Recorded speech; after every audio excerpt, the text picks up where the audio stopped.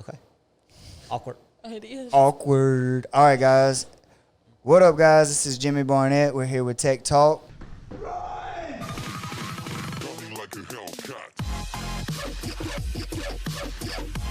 I hope you guys enjoy. Today, I have at the back here Bambam Lee, and then in the corner we got Miss Taylor. Some people call her Taylor. So, yeah, today our podcast is going to be about jiu-jitsu and women in jiu-jitsu and what it's like to start jiu-jitsu and what you feel like when you first get on the mat. And then we're probably going to branch off into a bunch of other things because that's what we do here because it's fun. All right, so I'll ask the question first. Taylor, what was it like when you started jiu-jitsu and why did you start jiu-jitsu? Oh, so I kind of got roped into jiu-jitsu, honestly. I started fitness kickboxing, and I got talked into coming to jiu-jitsu the next day. And the next day, you actually held me down, and I realized that I could not get up with you holding me down. And that, as a woman who lived on her own, was very discouraging and made me realize that I needed to learn how to not be held down by someone. And just kind of stuck with it ever since. Just for the internet land out there, who is you? Jimmy Barnett. All right, what? Huh? Huh? What are we talking about? You did do that. Yeah, I did. You were a bully. So that day. I am Jimmy. I didn't even introduce myself. I introduced all you guys. I'm Jimmy Barnett with TECT Talk, guys. But this isn't your first time doing a podcast, so they probably know who you are by now. That's they probably know who true. hosts TECT Talk. Okay, that's cool. Whatever, I guess. All right, so who roped you into it? Beth Webb, actually. Hey. She was here at the time doing the appointment setting and all of that. And I came, and she was like, you really need to do jiu-jitsu. You're going to have so much fun. And I was like, okay. Because I had just moved back from Savannah. I didn't have any friends. So I was like, well, I don't have anything better to do. So I came back the next day, and you beat me up. What? I did not beat her up. Like Beat her down. I beat her down. All right, you have to explain this so people understand. Is it violent? Do you get beat up on your first day in jiu-jitsu? Like, what exactly happened here? No, you don't get beat up. It is, so I feel like everyone kind of walks around with at least a little bit of a feeling that they can protect themselves if anything were to happen to them. And then to have that feeling stripped was discouraging, and it sucked, honestly. But that's what I think everyone needs, because especially women, they need to know how to defend themselves. So, well, some guys can't take it. Like when that they feel that feeling and they get stripped, they're like, I never want to feel this again, and they never come back. right. It is a horrible feeling. I think anyone that's ever trained Brazilian Jiu-Jitsu or MMA has experienced this feeling. I know I have. So, Bam Bam, you're up. What was it like? What was it like? What caused you to walk into a martial arts school? And how did it feel? What was you thinking? Was you nervous? Was you scared? Was you like? Walk us through that trip, my man. So it was intimidating to begin with. Yeah? Yeah, it was intimidating. I'm not the type to just go out and try things on my own like that. So my fitness journey had already started. Like one of my best friends, I was 300 and something pounds. Yeah. And I started just tinkering with weights and stuff. After doing that for about a year and a half, another friend said, hey, let's go try jiu-jitsu. So there's 3 of us that started. And there's one of you left. Just me. Yeah. Just me. Yeah. It's usually how it happens. But they come in 3s and one out of 3. Well, I was using jiu-jitsu just to help with my other exercise and weightlifting just for like cardio. And then gradually, as I started picking it up and things started clicking, it shifted. And my focus became more about jiu-jitsu and then how you worked out. How my workouts and exercises correlated and helped me in jiu-jitsu. Nice. But a lot of times when I first started, Like I would message my friends, like, you going or not? Like I need it, kind of like a crutch, like get me through the door. But then after I got some experience and got on my feet and stuff, like I love it here. I love jiu-jitsu. Nice. And just the mental chess match, not just physical, like just a chess match. Like if they move here, I got to do this, or I got to beat them to this position, or Makes sense. yeah. So, you said you were scared when you walked through the door. Not scared, just intimidated, knowing I knew going in that I didn't know anything, because for years I've always watched MMA and UFC, and like it'd be cool to do that, but I knew I didn't know how to do any of that. So I knew going in, like, okay, I'm probably about to get hurt. Right. So you had this, I guess you would call it a preconceived notion that you were fixing to like get into, like you're going to be fighting. Right. Like I know my body doesn't move that way. Let's see how this works. I got you. Yeah. But it did help me starting out, because I knew some of the terminology just from watching it. So how did it feel once you got here? Honestly, like, do you remember that feeling? And I remember the feeling of being lost, because I still have it now. Like, and I feel it too. Like when I suck as a coach. He's still lost after 3 years. So almost 3, 2.5. August will be 3. Well, I see it. I'm right in the middle now, I feel like, to where when I'm rolling with new people and those with less experience than me, I see it on their face, the frustration and being lost. And I'm like, it brings back memories. I remember being that person, so I tried to, I'll slow it down or change what I'm doing, like work with them, try to walk them through it, because I know that feeling. Like it'll get you down. But then I also roll with people that are, even with my experience, people that are stronger, just freak athletes come through the door. I should be able to handle this, but it's still a rough roll for me. It's still hard, but you usually still come out on top. But it's still a hard roll, because like it's like this dude is strong. But I never, like now, like the 3-year difference, like now I don't panic. Like even if they're on top, I get my, I'm comfortable on bottom. Like I just don't panic. I'll just wait. Like, okay, he's going to get tired. Yeah, gotcha. But I do feel lost still sometimes, especially like rolling with Steven, a black belt. I'm like, yeah, he's going to do whatever he wants to. Like, Yeah. I tell him every time I see him, he ain't big enough. Steven Aiken, you don't weigh enough, homie. Get your weight. I'm just kidding. I mean, when someone tells you what they're going to do and then they do it. Yeah. Like especially a twister. There's a picture floating around. Yes. Yeah, there's a picture floating. Nah, man, that dude's a monster. He is. Yeah. Like, he's a monster. And it's so cool that I get to train with him regularly now, so I'm excited. It's pretty cool that they put a 10th planet in Perry, Georgia. Yes. Steven, you guys go check it out. You want to train it and you're anywhere near Perry, go check Steven out. He's the man. So that brings me back to you. What was it like your first day? Other than you saying, like, I held you down or whatever, like, all of it. Walk us through. Like, what did you see? How did you feel? Did you feel like I don't belong here? Like, walk us through this roller coaster of emotion. Well, I'm with Bam Bam. It was very intimidating.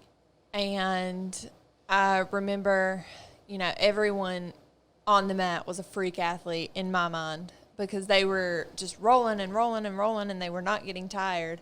And I was like, this isn't for me. I'm just going to sit off to the side. Like, I'm just here to watch.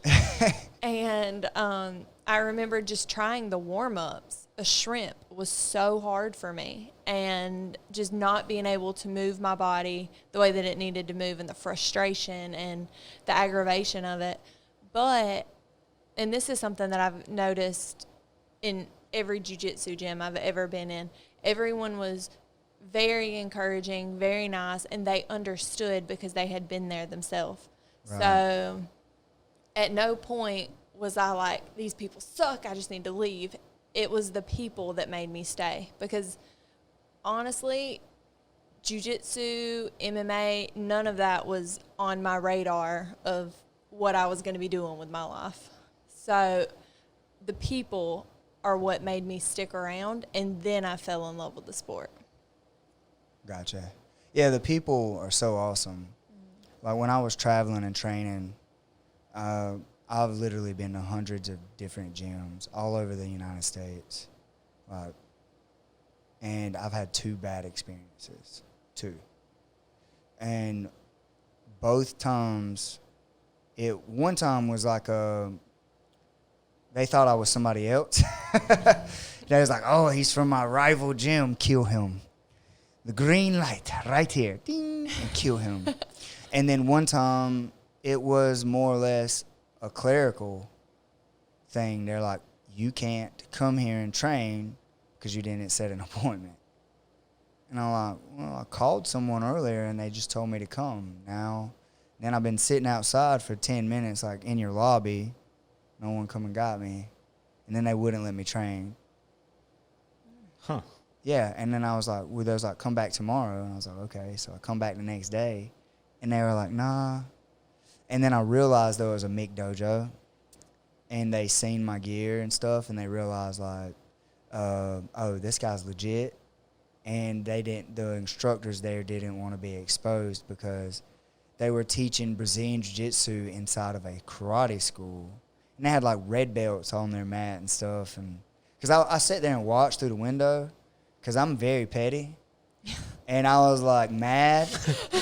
And So I was sulking just. Yeah. How dare you? How dare you? Like, I like sat there and watched to see what they were teaching through their window. And, like, I left them a negative review. And it's the only time, if you guys know me, I don't take the negative review seriously. I don't leave negative reviews. Like, I don't go out of my way to look things up. I don't do that. I feel like if you're doing something like that, you're a hater and you're not doing anything with your life. But I was sitting there, I was out of town, like I worked out of town, I was on the road.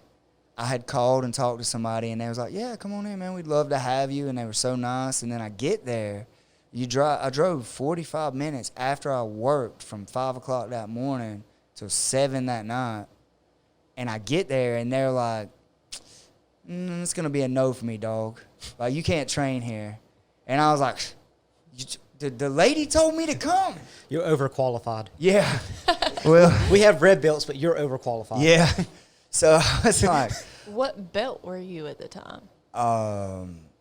what belt was I wearing? I had a white belt. But for those of you that don't know, out there in YouTube land, I had a white belt for 12 years. So, and I was a legit white belt. Like, I didn't miss a day. And but yeah, I think I may have just got my blue. Maybe. It was right around the time I just got promoted to blue. And matter of fact, I was not a white belt. I was a blue belt. And the only reason I know this is because my school was already open. And I had to open my school as a blue belt.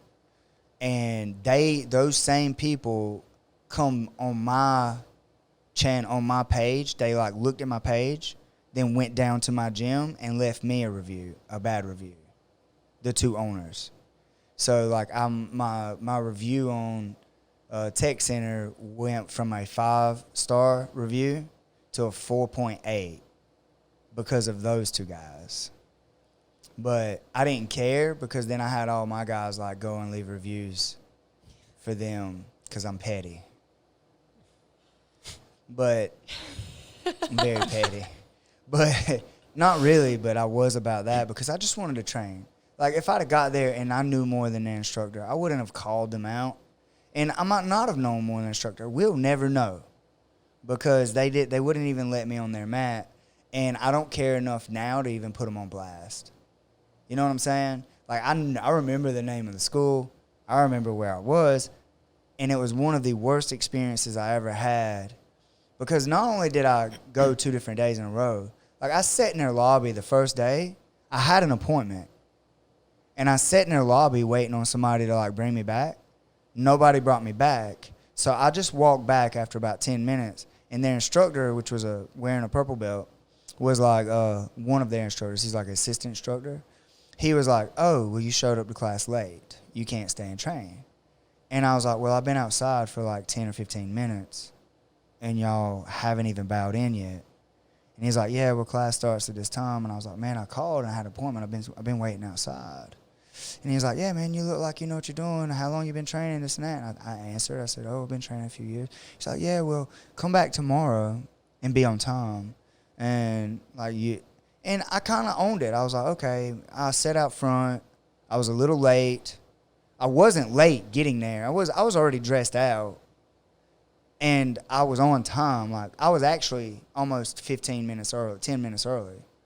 They still hadn't even bowed in. But he was saying that I was late. And, like, it was disrespectful. And I was like, okay. I can understand. But I was mad. I was pissed, if I'm being honest. I was mad. But I didn't let him know how I was feeling. You know what I'm saying? So I went back to my room. And then I come back the next day. And in my mind, I'm like, they see this, little guy or whatever, and I'm about to roll hard as fuck with these guys. Like, I'm about to roll with these guys, and like, we're gonna see what's up. And I'm not like that at all. But I was already like, I felt some type of way, if that makes sense.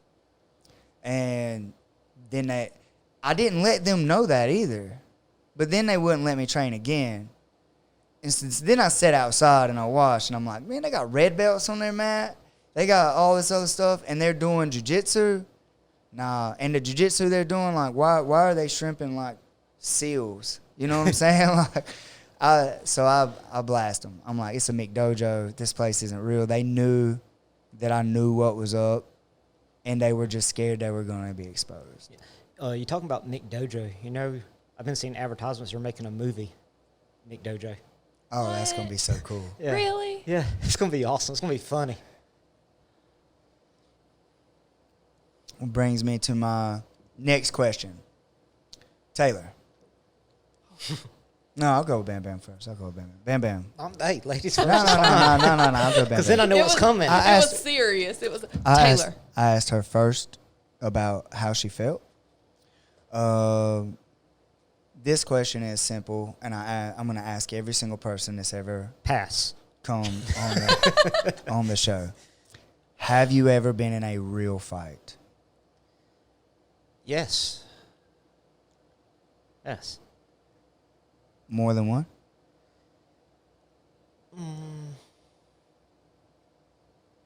Yeah, not counting like a school scrap or nothing.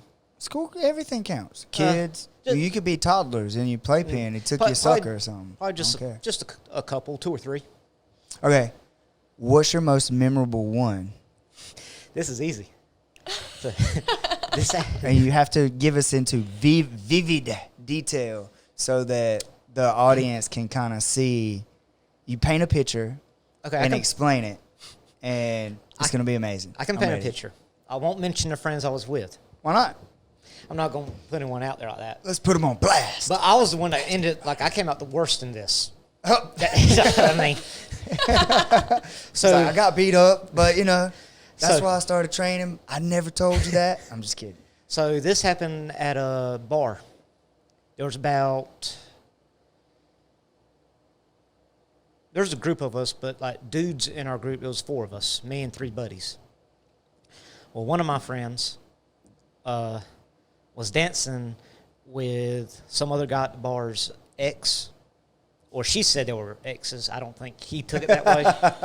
So anyway. She thought they were exes. He didn't. Right. Well, this friend he grew up from elementary school till now, like, scrapping. He's not one to run his mouth like, if you're ready to go, you're ready to go. I think I know this friend. Yeah. So, well, he has a go-to move where he'll palm someone's face like a basketball and throw them. Shove them backwards. Yes. I've done this. Well, he did this to this guy, and this guy was like college. So he flew back like 6 feet and then skid another 6 feet. Ooh. So this friend went to his group of friends, and there was probably double the amount of them. So like 8 of them. So Bam Bam's in gang wars. So he wasn't even going to do anything. He got another friend, and that friend was like, oh, okay. ran up and sucker punched my friend. And my friend, he took it like a champ. Like, he took it and just turned his head real slow. Like, what? Like, did you really just do that? So, another one of my friends, he likes to scrap like this one. He went and he tackled. He was on top like 3 of them at one time, like hitting all 3. He actually got someone did catch him with an uppercut, and he got a busted. I want to say like right at his eye, busted eye, like eyebrow. Wasn't bad cut, enough to he was bleeding. Right. So I went up behind one of them. Alcohol was involved. A lot of this was relayed to me after the fact. Because my friend that it all started with was friends with the owner. So he actually saw the security tape, and he told me about it after. So Bam's ride or die. He's like, you ain't messing with my friends. So all this was relayed to me. So I went up behind one of them and was going to grab him or hit him or something. Well, he was squared off with the 4th friend. Well, that 4th friend, he reared back like Knuckles dragging the dance floor and went to punch him. Well, this guy apparently had all his senses and mobility because all he did was... Nice little slip. And my friend ended up hitting me. So I got hit by my own friend. And the one that started it, he said, look, security tape. And he said, I just stood there and looked at one of my best friends like, why'd you hit me? I am offended. So I remember walking towards the scuffle and blacking out. So I'm thinking he knocked me out on my feet. I woke up with someone in like a bulldog headlock, but did not know who it was. So when I came to, I'm like, and I just did this, and I'm on the dance floor, and I see a bouncer, and he looks at me like, are you okay? I'm like, So I stand up, and I saw one of my other buddies across the dance floor. So I start walking to him, and the bouncer said, no, I'll get him. Because most of them knew us. Because like I say, my friend was friends with the owner.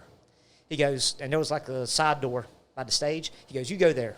And I saw a couple of the girls that were with us, one of my buddy's girlfriend and her friend. So I went and stood with them. And they separated us, and all of us went outside. Well, after they thought so the one that started it, that got sucker punched and face palmed somebody, he, after it broke up, that group that sucker punched him, the college kids, they left when they realized he wasn't by himself. They thought he was by himself. But then 3 more of us showed up. So on the security tape, after the scuffle goes, like they ran. So the bouncers tell us, like, y'all can go back inside. Oh, nice. But one friend, like, he was pissed, and he wasn't going back inside. I'm like, well, I'm just going to stand here with you. So we end up leaving, like, after another 10 or 15 minutes. Gotcha. So that's the most memorable fight that I also don't remember. Yeah. All of it was pretty much relayed to me. That's like the best videotape. story. And apparently, I don't know if they still have it, but there was a security tape. Nice. Don't know. But I came out the worst of it, and they didn't even hit me. One of my friends hit me. That's my story with Red Truck. Is this you? Yeah. Kind of looks like me, but nah, that ain't me. Yeah. So, yeah. That Nice. most memorable and unmemorable at the same time. Gotcha. Taylor, you ever been in a real fight? Not really, no. I mean, other than fighting with my brother as kids. She's like, I can't top that. There's nothing topping that. But I mean, other You ain't never had like a girl come by and snatch you down by your ponytail or like kick you in the ass or nothing like that? Nuh-uh. I thought women were mean. Women are mean with their words, but I was joking. no.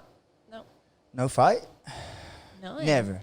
I mean, Have you ever just wanted to punch somebody? Oh, Other yeah. than me, I don't count. yeah, my brother. But I have punched him, so. Okay. Well, that's pretty cool. Now that you do jiu-jitsu, would that fight be different?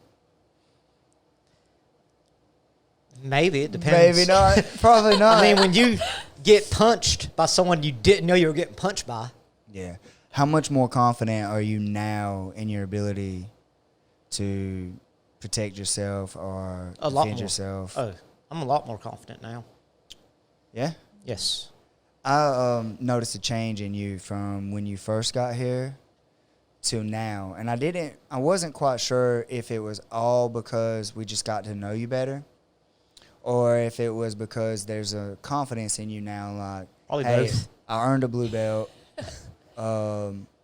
You teach classes now, like our kids class, and like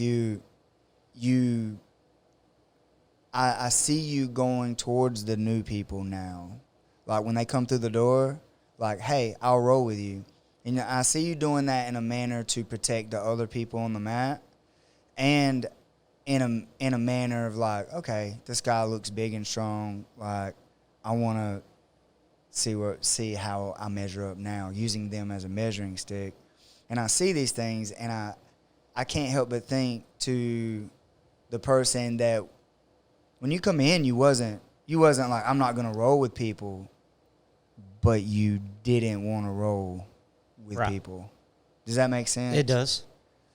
And now that I see this and see the growth, and I see it in so many different people in our students, and like, to me, it's amazing to just watch that process, and that's why I got into coaching and doing what I'm doing. Well, I do, like you said, like I go to the new ones, like you said, kind of to protect the ones that, okay, y'all shouldn't roll with this new guy. Like, I can take it. They're not going to do anything really that I Yeah, no, already experienced. right. And not really to test myself, but I can take it. You know, it's not going to, and I'm past the ego point. Like, if they walk through the door brand new, just a freak athlete, and they tap me, hey, nice. Slap bump, let's go again. Yeah. Not a big deal. Not a big deal at all. And it's amazing how it takes a little while to get there too. Oh, yes. Like, I remember sitting at home like, I've been doing this for 5 years. Like, why are these big 190-pound guys still beating me up? Oh, yeah. Don't get me wrong. I have days and nights like that where I'm just like, fuck my life. Like this, like, I suck. Like, I suck. Like, oh, I'm never going to get any better. But come back next day. Yeah. Ma'am, And you are a Matt Savage at this point. Like, you are the person that everyone wants to beat. you're the gatekeeper at our school. You are the gatekeeper because, like, you're the one. Like, I have a target on my back. Everybody wants to beat me, but you're like the gatekeeper. They're like, I'm gonna beat Bam Bam first, and then I'm gonna go after Coach Jimmy. So you have really grown inside our school. You're a staple here, and we appreciate everything that you do. Thank you. Yes. Like, man, I can't describe, like, having you here, how much it means to me. You know what I'm saying? Like, I'm not trying to be all mushy or whatever, but I think every gym needs a Bam Bam. Like, for real, because, like, I'm rough around the edges, and I'm getting softer, a lot softer over. The older I get, the softer I get as far as letting stuff go. I had to let something go today that 12 years ago, I'd have been like, hey, can somebody, like, come and bail me out? Can you come and get me? And I was mad, and it just happened today, but I was just like, okay, my dad asked me to let it go, so I'm going to let it go. And it's that, though. It's like I'm still have a rough personality. I'm still outspoken. I'm still loud. I'm a 140-pound man, but I'm still very, very, like, you know what I mean? Yep. And you're like, hey, guys, come train with me. We'll have some fun. And the people that I rub wrong, you kind of, like, bring them in and make them feel welcome. And then the people that you beat up, I'm kind of like, no, man, he's cool. Like, I don't beat Teamwork. anybody up. yeah, You kind of do. you do. The ones that Yeah. have been here a minute, they can take Oh, it. okay, yeah. Uh, You don't beat Taylor? up new people. No, and the thing is, guys, we say beat up. We're saying beat up, but nobody gets beat up in our school. It's just rough rolls. It's just hard rolls because in jiu-jitsu there's this like come to Jesus meeting, like where you have to really go like bite down on your pride and say okay, or your ego, and like distance yourself from it and say I'm not gonna be good at this. I have to learn how to move properly. I have to move this way. And here in South Georgia, we have these people like, oh, hit him with that country boy left hand or that country boy right. And they're like, I'm gonna put these thumpers on them or whatever. And then they step in here and you're like, okay, well, you can try to hit me. You can do whatever you want. And all I'm going to do is take you down and control you. And when you get tired of that, you can just pat me on my shoulder and it's over. And that like happens at least twice a week. We take somebody down that's trying to hit us with that country boy right hand or trying to just throw us around and manhandle us. And we kind of show them how effective Brazilian Jiu-Jitsu is. When they have to tote you around like a backpack. Yeah. It's a very humbling experience, just dealing with someone that knows Jiu-Jitsu and that really knows Jiu-Jitsu. And I think it gets a bad rap from these bunch of wannabes that's been on YouTube, these YouTube warriors and stuff. But in my experience and everything, I know how much it's changed my life and how much I've changed because of it. And like I said, today was one of those days, but I'm still rough around the edges. And our team here, everybody, we're just nice to one another. We're not beating each other up. It's just like it is. You're training yourself to be a weapon, like your whole body. Every day you are in here simulating murder towards each other. Like you tap, you have fun, you start over, and it's real. It's the closest thing to combat, like to a fight that you can be in, and it's real. It's not like these other martial arts that I have taken and I have black belts in. It's not like those where you're imagining like, oh, I'm gonna do this and I'm gonna do that. That ain't real life. This dude's actively trying to submit you, choke you, break your arm, all this kind of mess. Or you got me laughing trying to do weird shit. Yeah. Yeah. What you teaching today, Coach Bambam? Some weird shit. Just show up. I'm a toe holder, not a heel hooker. So that brings me to another question for Taylor. Women in jiu-jitsu, and what is it like being a woman around a sport that is so competitive and so like the way that jiu-jitsu is, I guess? So it was kind of rough there for about a year because I was the only girl on the mat. I was the only woman, so I was training with all guys. Because right after I started, Beth got pregnant, so she wasn't able to be on the mats. And then it took about a year and a half to actually get women to sign up because a lot of women are intimidated by it. But I think that we have a really good group of guys that understood that I'm a woman and that they can't just sling me around. And so they made it better. They made it a lot better. And I was still included even though I was the only woman. And I think that that's a culture that we have here that is very, very good because I know that we went to an open mat in Florida and this guy was so frustrated with me because I was on top, had him in mount, and he couldn't get up, and he just grabbed me and threw me across the mat. And after that, I was like, okay, well, my people are nicer than you. I'll see you later. But for the record, she said he grabbed her and threw across the mat.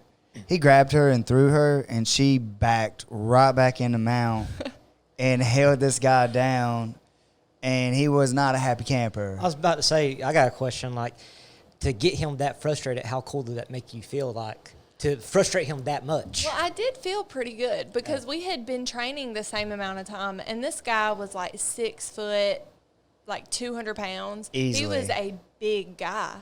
And he and I started around the same time. So when I was able to get him in that position, and it was so funny because Jimmy was rolling beside me with another guy, and we just happened to end up in the same exact position. And I look over, and he's in mount, and I'm in mount, and we're just like, Just doing We literally we made eye contact like, yeah.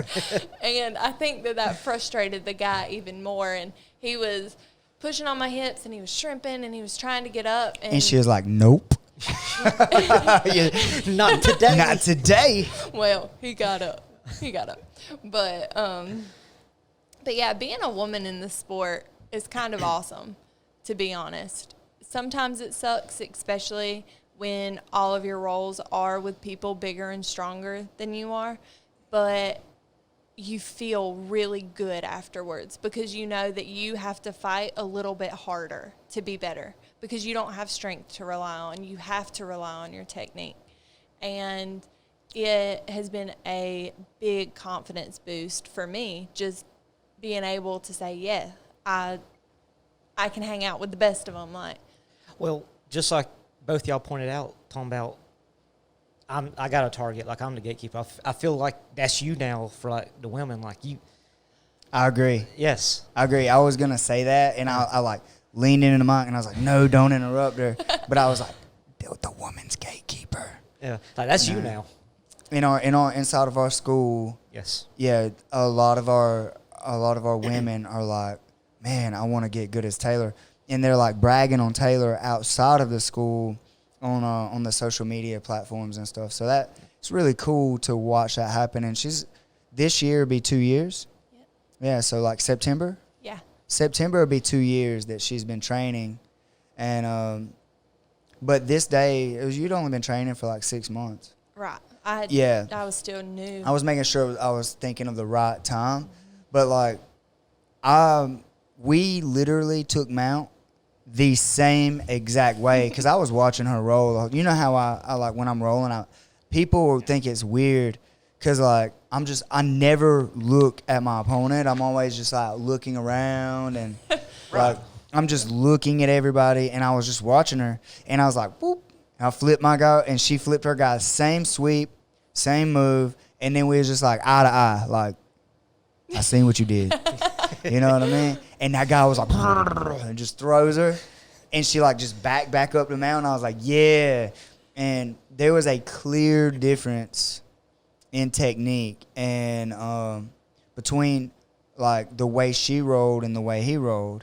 And he said he'd been training for the same amount of time. So we don't know how true that is, or if like the school just like there's different when you roll. That's what I like about cross training. I never tell my guys don't cross train. Like, I want y'all to bring back everything from every school, from everywhere on the planet. I cross train. I expect my guys, like, if you're out of town, don't wait on me. Like, train, get better. And if you come back and you're catching our guys, like, what are you doing? Teach it to us.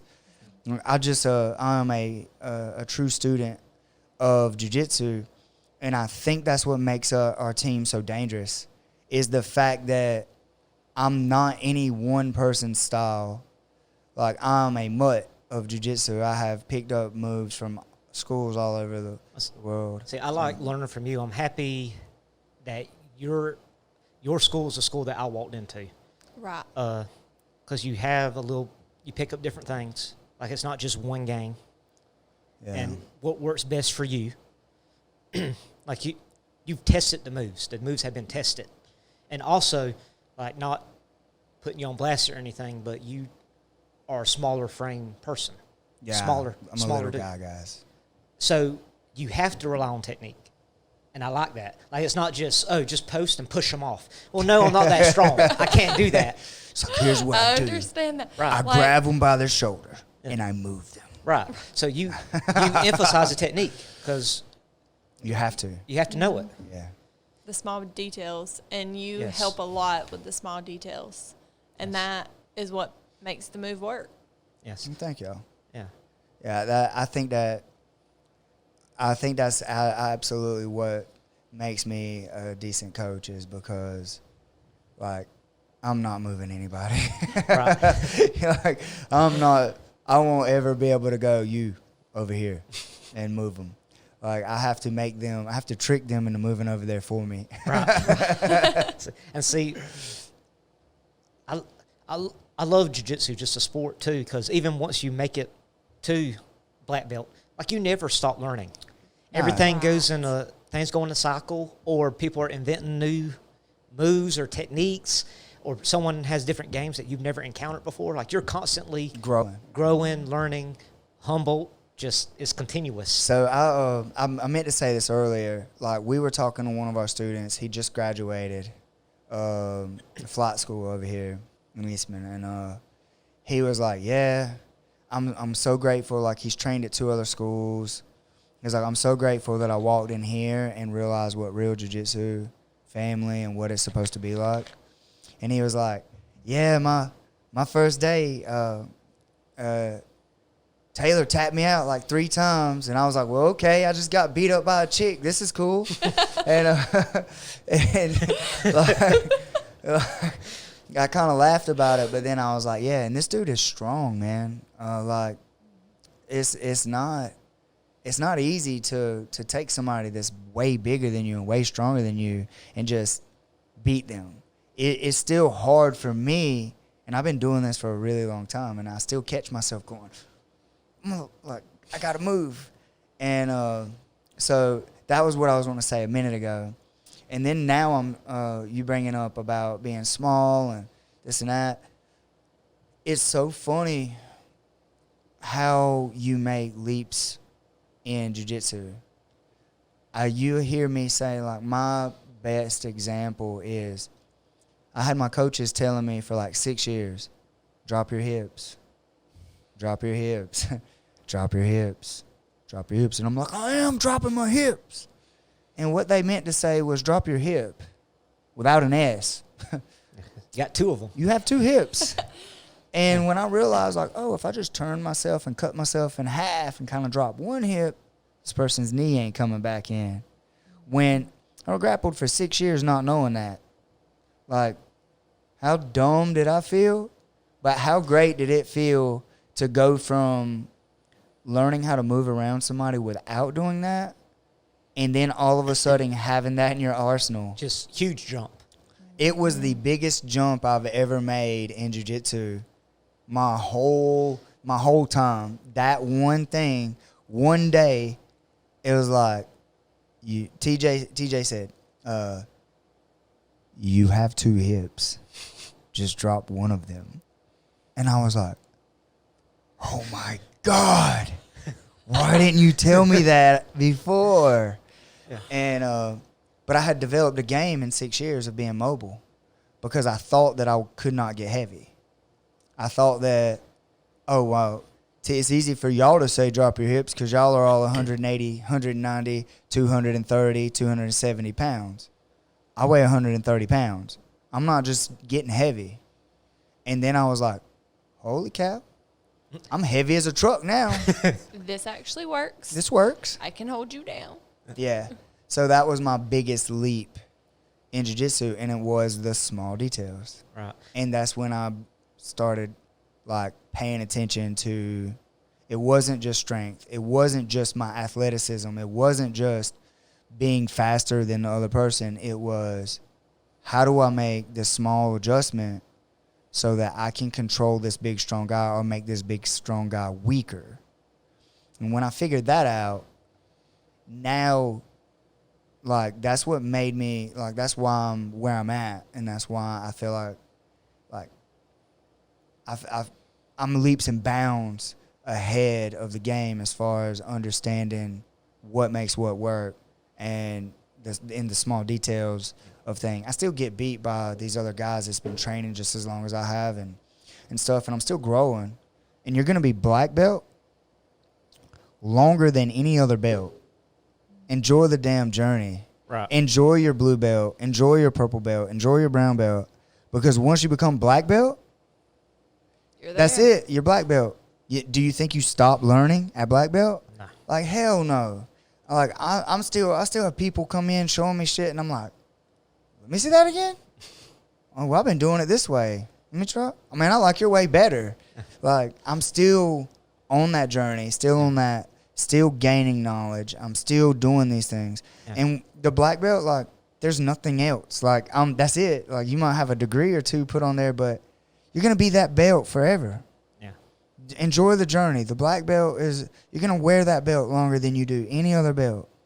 Like, these other ones are just stops along the way. So, anyway, that's my rant about the belt. I was going to say two things with your what you just said. One, talking about small details and leaps and bounds. I just complimented Taylor like past couple of days. Like, I see it in all of our guys here, the ones that are constantly here. Like Zach, like they'll change one part of their game and they jump forward.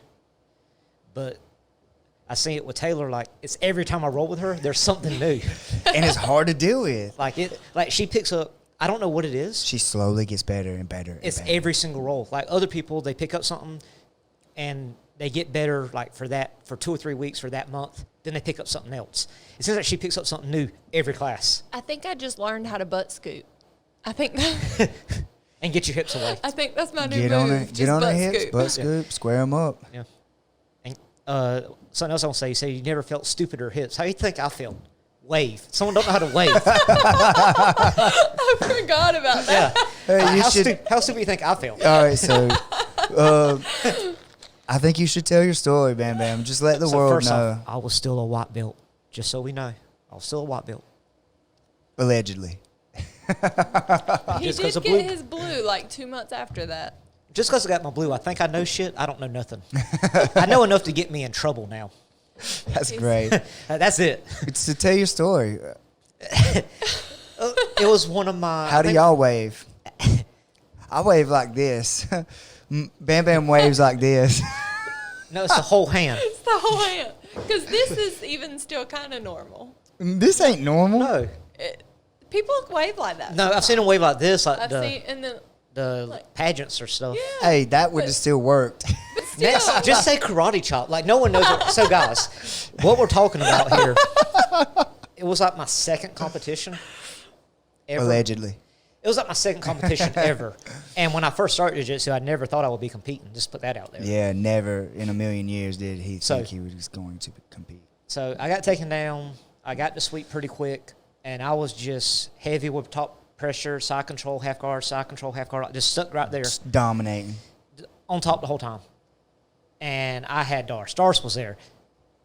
All right, so for the people that don't know, a Dars choke is like when you passing guard, somebody, usually people shrimp and they post. You come under the arm here, pull the head in, shoot your hand through, lock this up, slap the back, drive your shoulders forward, drive your weight down, make sure you clear the arm. Yep. I can't really show it to you on this camera or whatever, but it's basically a blood choke that will put someone to sleep really, really quick. But you have to have your hand all the way through. That's what I was about to say. For this so that story, you can lock here. Yeah. yeah, for That's this an story, important this is the detail. important part. So it was actually, it was this way. I only got to like right here. he just had his little finger. I had the through. dude's arm. I had the dude's neck. I just need to do this to get my hand through. Yeah. My coach, Coach Jimmy's on the sideline. Wave, Bam Bam. Wave your hand through. I was doing like a snake wiggle, like, it ain't working. He done this, guys. He was like, It's not working. he says, I am. He asked me about it. I'm like, you ain't never told me that. And he's like, yeah, I have. Yes, sir. And Every time I teach Dars, yeah. And then someone else, they didn't want me to feel bad. They had my back like, yeah, you ain't never told us that. He's like, he's told us that. You ain't told us that. Like, he was just covering for me. yeah, make you feel better Make me about feel yourself. better. But then I told Jimmy's like, I'm like, next time, karate chop, man. Come on. Just say karate chop. Everybody knows what a karate chop is. Bam Bam's karate chops. Wah. So, to your hips. I think I was stupider than you dropping your hips. No, I don't think so. I think it's just one of those things jiu-jitsu does to you. And you were in the middle of a competition too. True, Like, but guess Adrenaline and guess what I forgot how to do? Darce. Wave. Wave and finish the darts, get my hand through. When in that situation, you remember the small details. Mm-hmm. Yep. That's great. You just have to go through that moment. Yeah, that's great. Taylor did her first competition and went out there and pointed her head and wrestled, and every person she competed against was like, "What were you doing to me?" And all she did was just like look at him, pointing her head. It was crazy. It's a good comp. It was. It's a good comp. Yeah. She lost. I'm still mad about that. You are, but that's okay. It's okay. Yeah. She lost a tournament. The person tried to take her down. She turned the takedown on them, ended up on top, was passing the guard. They gave the person on bottom advantage points for recovering half guard. And she lost by 1 advantage point. Like, what? What just happened? Yeah. Hey, it happens. And like I said, but- she needed that win more than I did. That's okay. No, it was good though. That whole day, I was so proud of you. That whole day. But Thank so you. Taylor's competed, and she come home with 2 second places, and it was like I couldn't have been more proud of that day. I've been proud of all my guys though. Just to get out there and do it is, That's the pretty hardest good. part. yeah. Like, Yeah. not the actual competing, but making it to the point where you're out there. Once is you're the out there, it's hardest just part. like the gym. It's like, I mean, you're just going harder. Like I get more worked up before I go, but then Right. once I'm there, everything else fades out. I get more worked up watching my people. Yeah, Oh, isn't it bad? It's so Yeah. bad. Especially Like, the kids. you guys have no idea. Like when I'm watching y'all compete, how hard it is. Because like if it's me, it's like okay, I can accept the loss, I can accept the win and lose. We're doing the dang thing. It's me. Like, I'm in control of this thing. When it's my student and you guys are out there and I'm like, wave your freaking hand. Like, why are you doing this? Wave your hand, man. And then you lose or you win, but you could have ended it way earlier or whatever. And I'm like, hey, man. And I'm wanting to just bombard you with information. And I'm nervous as crap already because, like, I want you to do good. I want you to get back in the gym. I don't want you to be discouraged. I want you to come back saying like, man, I've gotten so much better and like having that good experience. And I'm more nervous for you guys than I ever have been for myself. Like, for real. Yeah. Next competition I do, I'm going to treat it like a training session and just laugh and Have fun. try some weird shit. Just Gotcha. enjoy it. My next comp, Steve and I were talking, and he's like, you just need to get out there and do it because like I've got promoted and I'm on a whole nother level, and I haven't competed in it's been 2 years now. It was about, June I won the new breed 2 years ago. yep. So like, and that was expert. That was the same class that I would be in now. Right. But I got moved up 15-pound weight class and to the next level. So like that was pretty cool. But this year Steven said he's going to compete and he wants me to compete. And this will be the first time that I've ever competed and had a coach there. That'd be good. Yeah, I've never competed in a jiu-jitsu tournament and had a higher belt or somebody that's more advanced than me, like on my team or So in my you corner. think maybe you should That's just awesome. you and Steven should go? That way you don't have to worry about your guys. No. I'm gonna worry about my guys and stuff because, like, that'll make me less nervous when I go myself, I guess. But it is a little overwhelming and exhausting watching you guys too. So I don't know. Maybe you should just go and not coach. Yeah, I don't Like, know. I don't know, but I'm for one, I know I could never let Steven down. Like, I don't feel like I could ever let him down or let our guys down. I don't feel like there's nothing I could do that would let him down. Right. but I don't want to let him down. Like, I want to go out there and show what I'm capable of and do these things. And it's a huge turn from MMA. Like, I've been an MMA fighter. I'm MMA. And I never cared about jiu-jitsu. I was like, I'll compete. Like, I'll just go out there and have fun. And now it matters. Like, now I'm no longer active competitor in MMA. Now I'm making this this jump to jiu-jitsu competitions, and now I'm trying to get on that level. And now I'm like, okay, now it matters. And I don't have a lot of experience in the tournament setting with straight jiu-jitsu because I never really cared about it because I was an MMA fighter. We're going to see Jimmy on the mat throwing some elbows. Oh, my bad, guys. Sorry. Brain lapse. Had a brain fart. Yeah, wrong thing, man. My bad. Didn't mean to split it. No, I would never do that.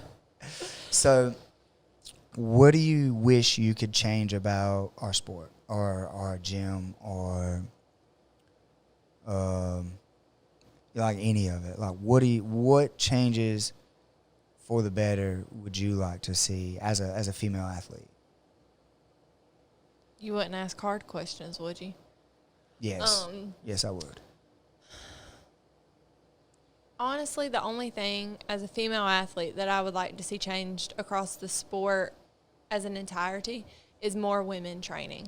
I think that women are either intimidated by the sport, they feel like it's too manly, or whatever it is that hinders them from getting on the mat. I think that it would be great to find a way to bridge the gap. See more women training. I don't know what that fix would be because I know that I've been here for almost 2 years, and the whole time I've just tried to get women in, and it worked for a little while. We had a pretty good women's group. And then COVID-19 hit and everything kind of dwindled from there. And getting them to come back is very hard. And even the women that were here, it was kind of easier to talk them into it because they had a child in the sport. But actually just getting a woman to come in and try jiu-jitsu is very difficult.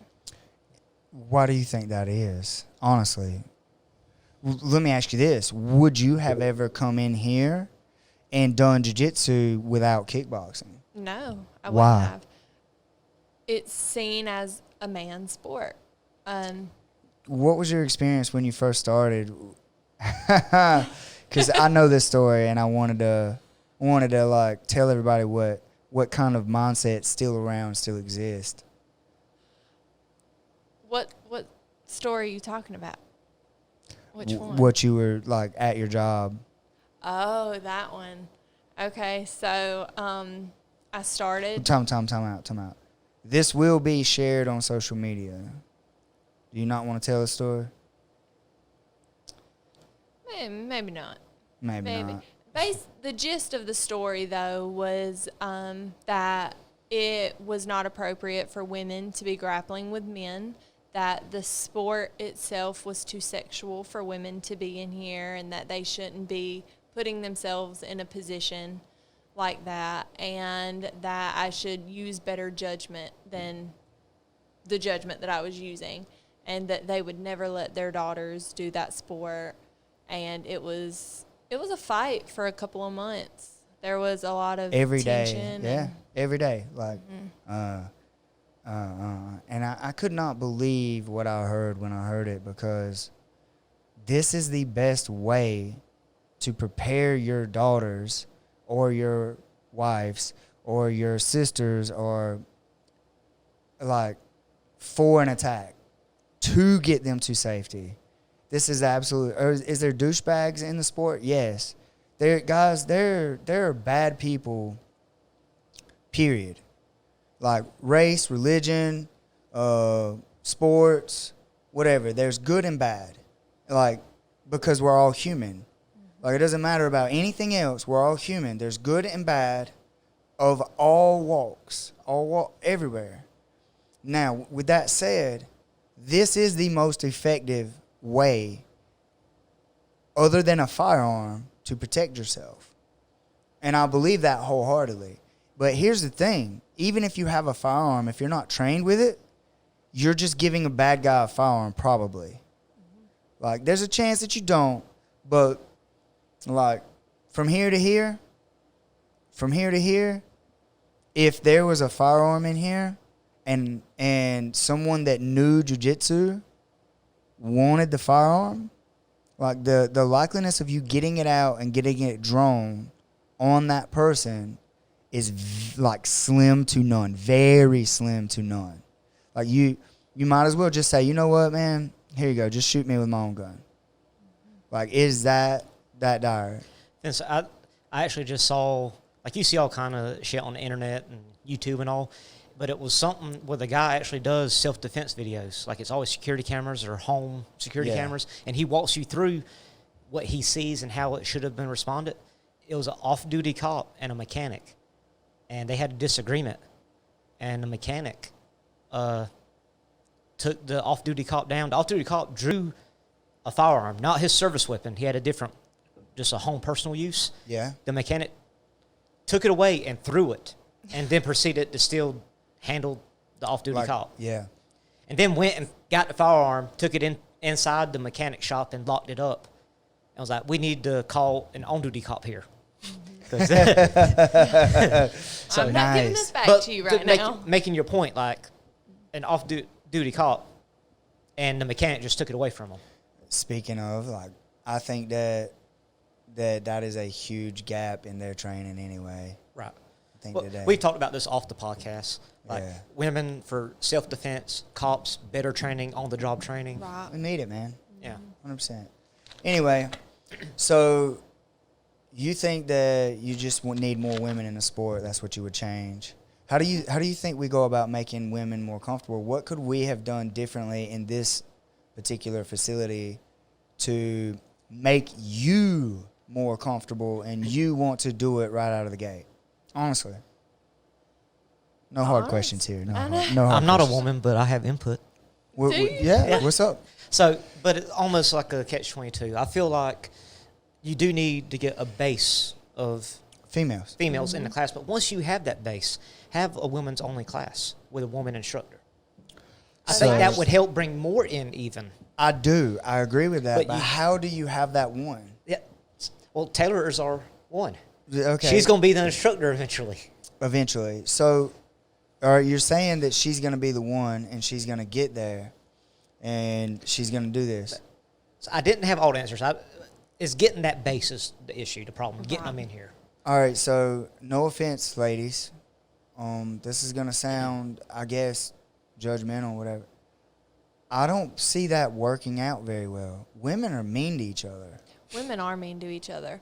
But one thing that I have noticed with getting women in here at all is their spouse is not comfortable with them being in here with all men.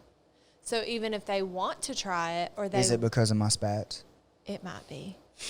I think it's more of the compression shorts. So if I wore spats more often? I mean, I'd come. It's almost compression Speedos. Shots fired? Shots fired. Guys, I wear compression shorts. They're not Speedos. I'm joking. Yeah, I wear compression shorts and a rash guard. Yeah. And I have trained that way my entire career. I do not wear the big baggy shorts.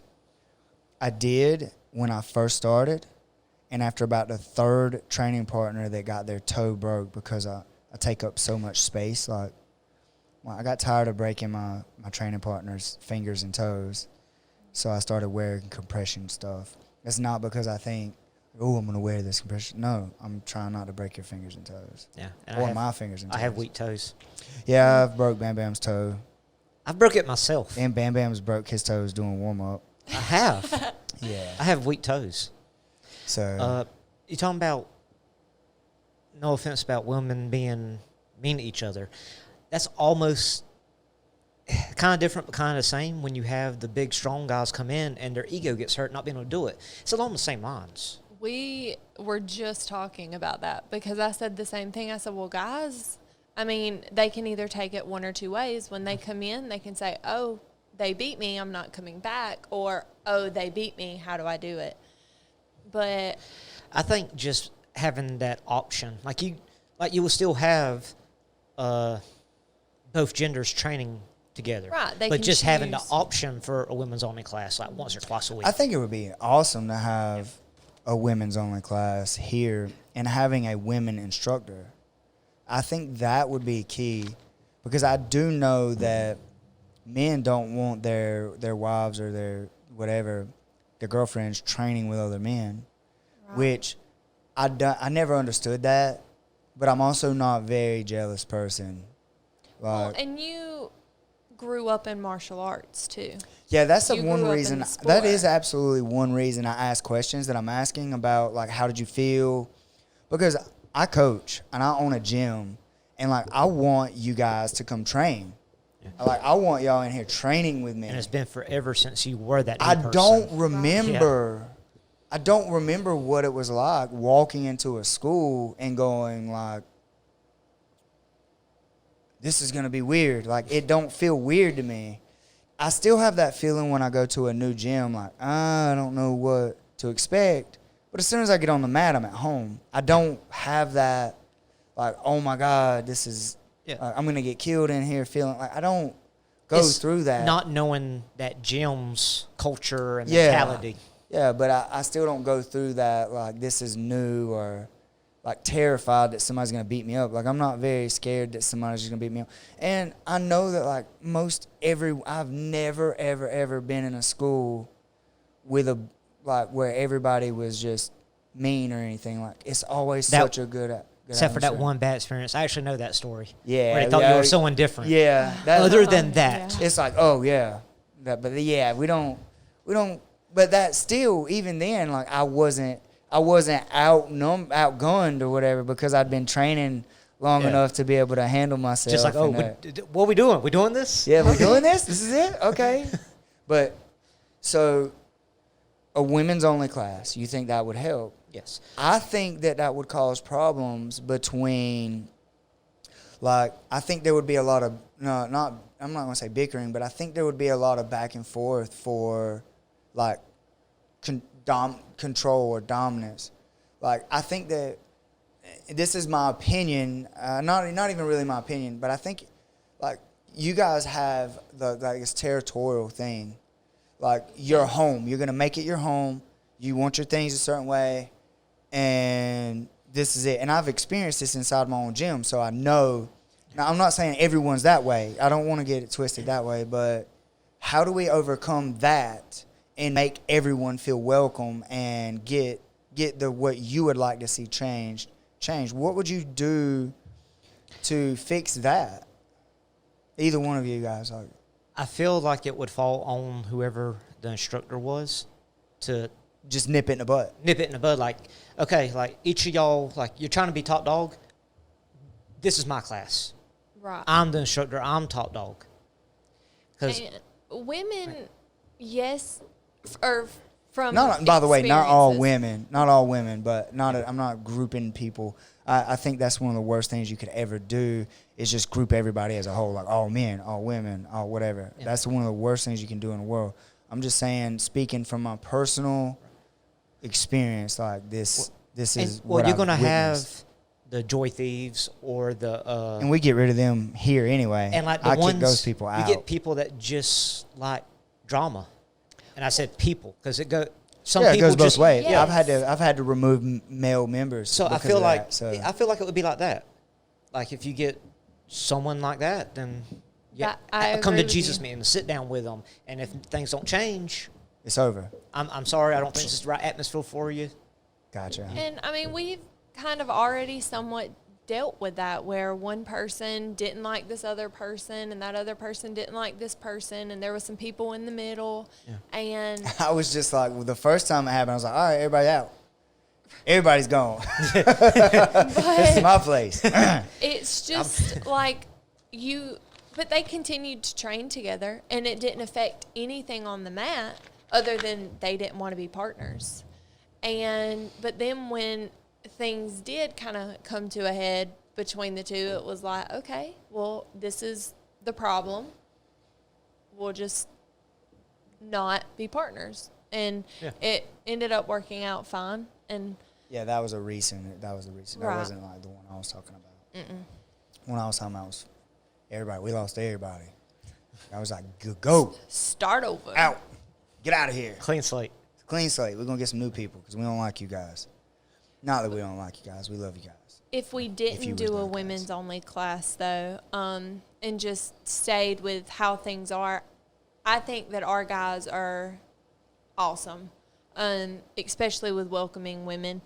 There's every once in a while where we have like the young guys or the stud athletes that are in here and they don't want to roll with women because they're either scared of hurting them or they're scared of being beat by a girl.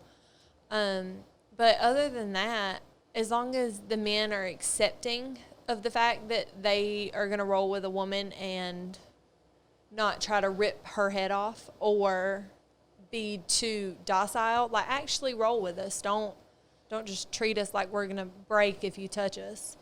But some women don't want that aggressive role. It doesn't have to be I think that's aggressive. why you kind of stuck with it because you're like, I'm going to get good at this. Well, see, me too, trying to introduce new people, I kind of gauge how they roll. Like, Right. I start docile. They turn it up. Okay, I'll turn it up a little. Or if something happens, I'll ask them, like, you good? Keep going? Okay. Right, you good? And- Yeah, I do that. And then try to coach them through it, like, okay, hey, I have you in this position. You're stuck. Do this. What do you do? Like, try this. How did you feel when you first come in our school? Like, I know you already answered that a little bit, but, like, as far as the guys, like, there was a few guys that wouldn't roll with you. Right. You still have some guys that won't roll with Right. you. And it's kind of just one of those things that you have to accept because there are some guys that I won't roll with, that I make that decision because they're either big and strong or I see them rolling with other guys. So and you avoid the big and strong guys? not all big and strong guys, but if She's a they're duck. rough, Wank. Go ahead. I'm not going to answer your question. You called me a bully, but you roll with me. Exactly. I'm just Exactly. picking. I'm just playing. But Wank. if I see, because some guys are competitors, they are very rough, they are very aggressive because they are competitors. They are trying to get better, they're trying to win their next competition. And I know to stay away from that because I might get hurt. Not because they're trying to hurt me, but because I might be in a position that they would hurt me.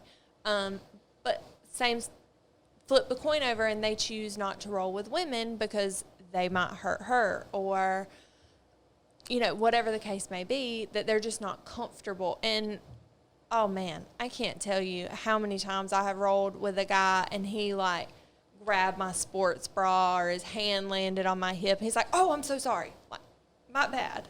And I have to be like, it's okay. That happens when you're rolling with someone.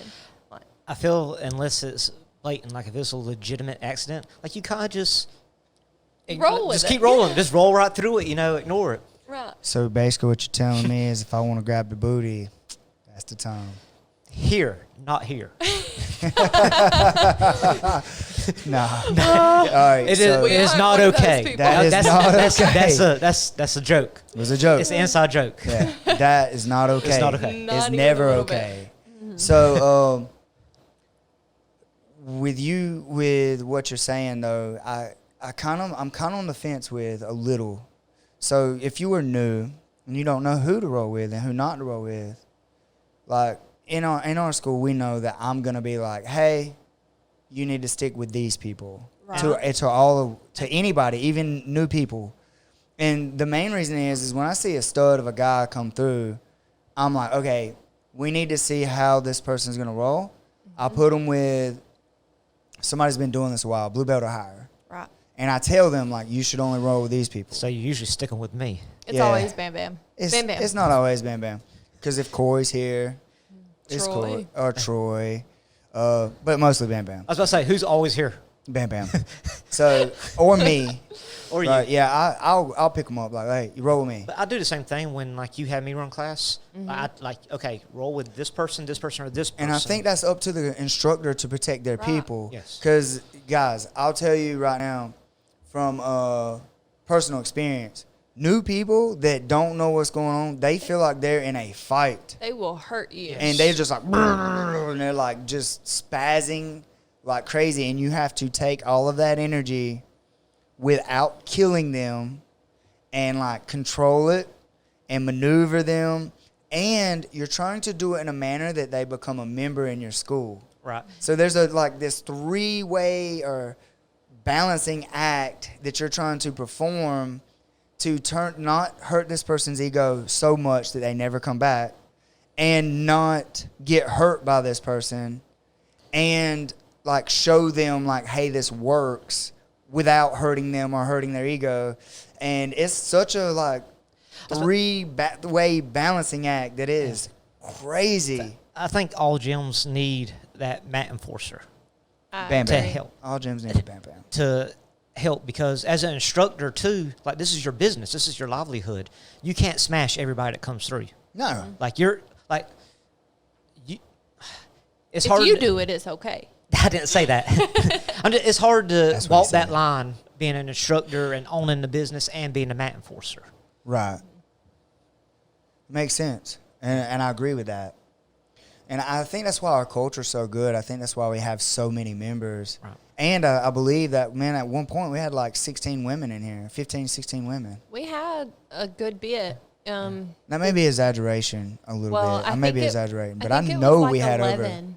I was going to say, I I know know- we had over like 10. I know or it's 11. double digits. I Yeah. think it was 11 when we had the open mat, and we had women from all over. Yeah, come. but I'm talking about like actual signed up members because Oh, yeah, we had a good group of women right before COVID. we did. At one, there was a few classes like the women was- outnumbered the men. There were Yeah, several it was classes. That's why I was awesome. like, yeah, Yeah.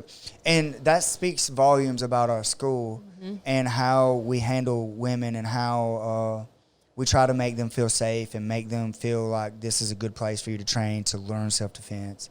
And Taylor will testify that like if somebody comes in here trying to manhandle our women, like They that, don't last very long. they don't last. They don't stay. These people, they come in, they'll bully one of our women, so they don't last long. That's all I'm gonna say about this. Mat enforcer. And that's all I'm gonna say about that.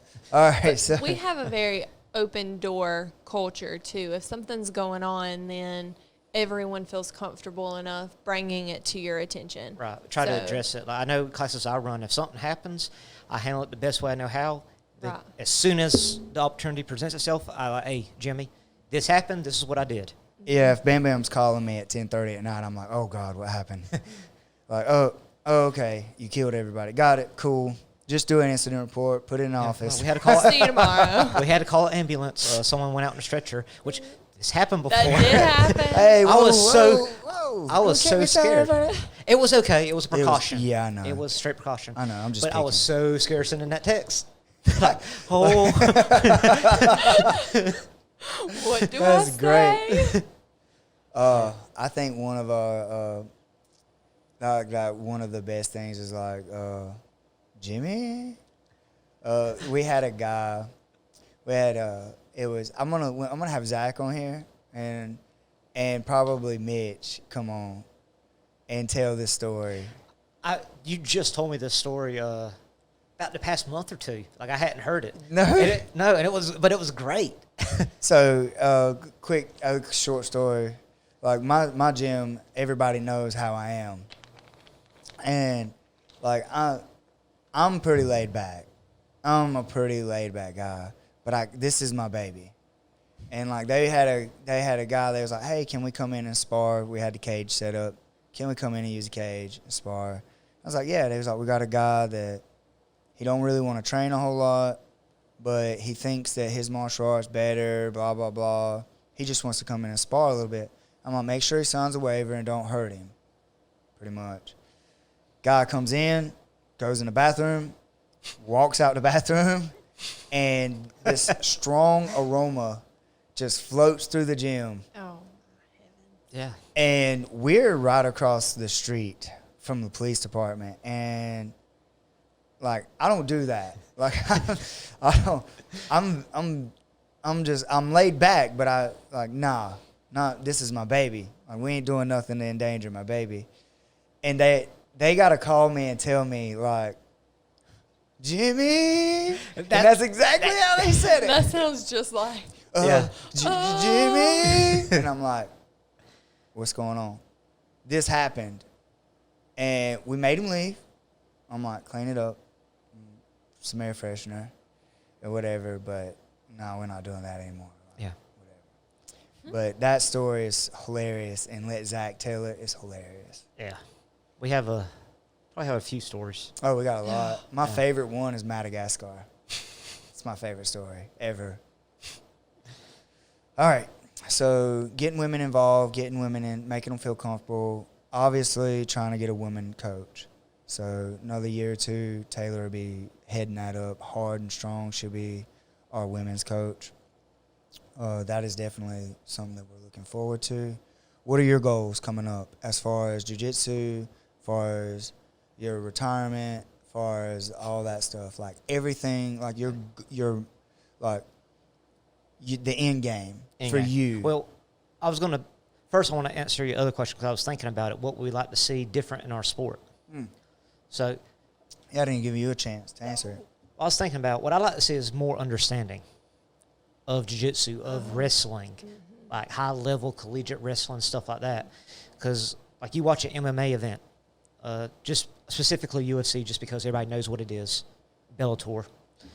You get people that have no understanding, stand them up. Like, they just want to see people fight and throw punches. I mean, if that's all you're interested in, watch boxing, watch the Barstool Sports, the Rough and Rowdy. Like, watch that. Kickboxing. Kickboxing. Like, MMA is a different beast. And jiu-jitsu and wrestling, like, if you want to understand it, listen to, like, a podcast like this or Stevens, or listen to Joe Rogan when he talks about it. Listen to when they commentate these UFC events. They walk you through what's going on. Like, he needs to move his hips here. He needs to cover the head here. Like, they walk you through what's going on. Pay attention and listen. Don't just, like, what are they doing?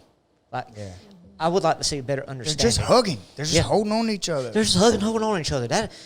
You try to support someone's weight against the cage for a minute, half 2 minutes. Oh, God. Like, it's so funny to me just watching these guys come in, and guys was like, they'll tell you a fight story. Well, I was fighting them for 5 minutes. No, you wasn't. No, you wasn't. So. Your fight probably was like 38 seconds, homie. It may have felt like 5 minutes. Yeah. One of the things, I quit doing it because I did not get members.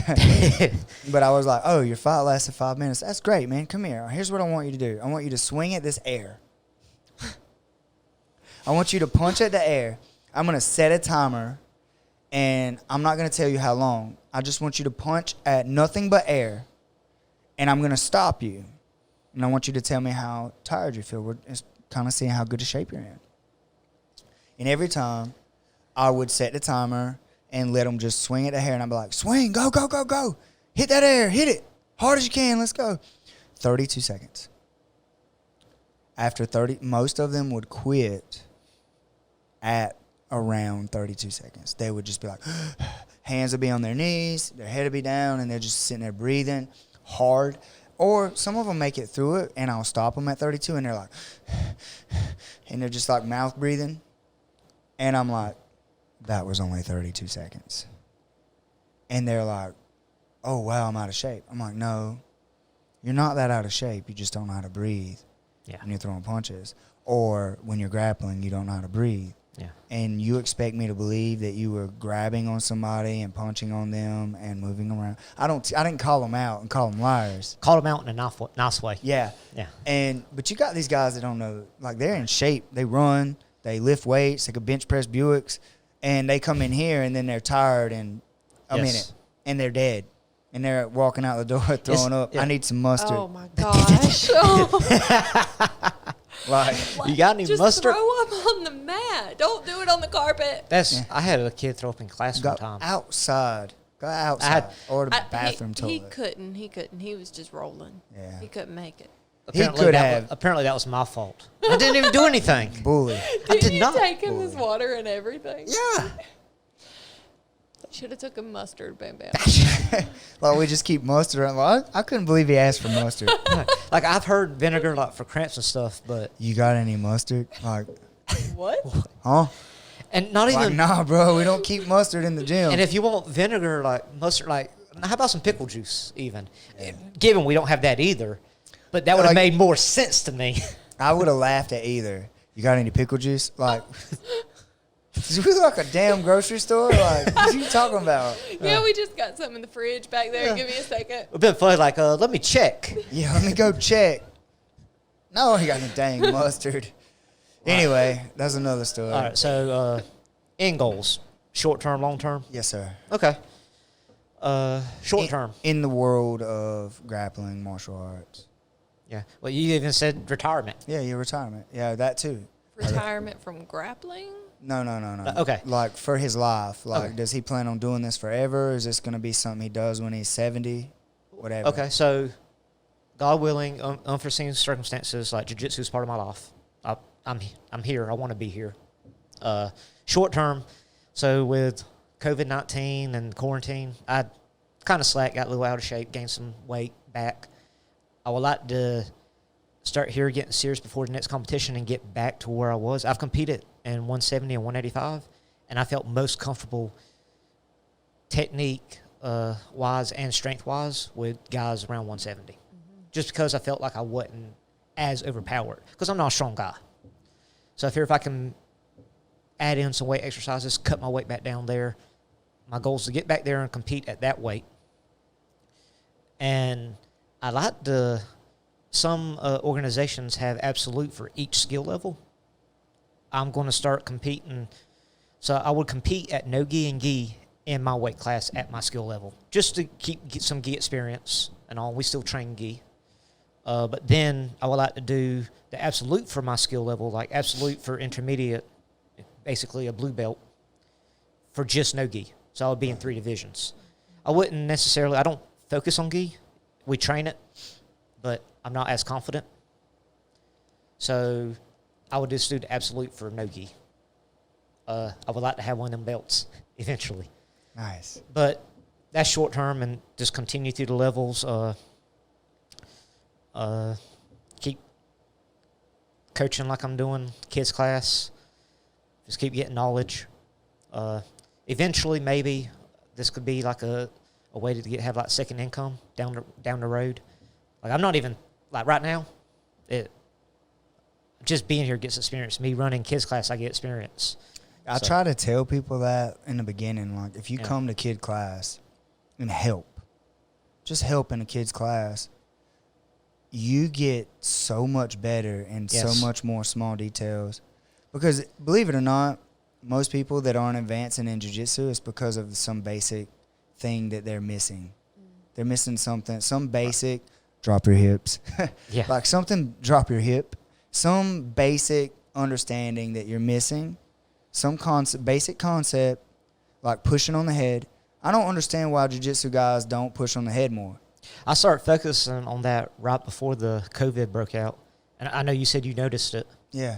Like just push on the dang head, man. Like that like not getting your arms so extended out and stuff. Like small things just make such a big difference. So for the next few years, just continue with that, competing.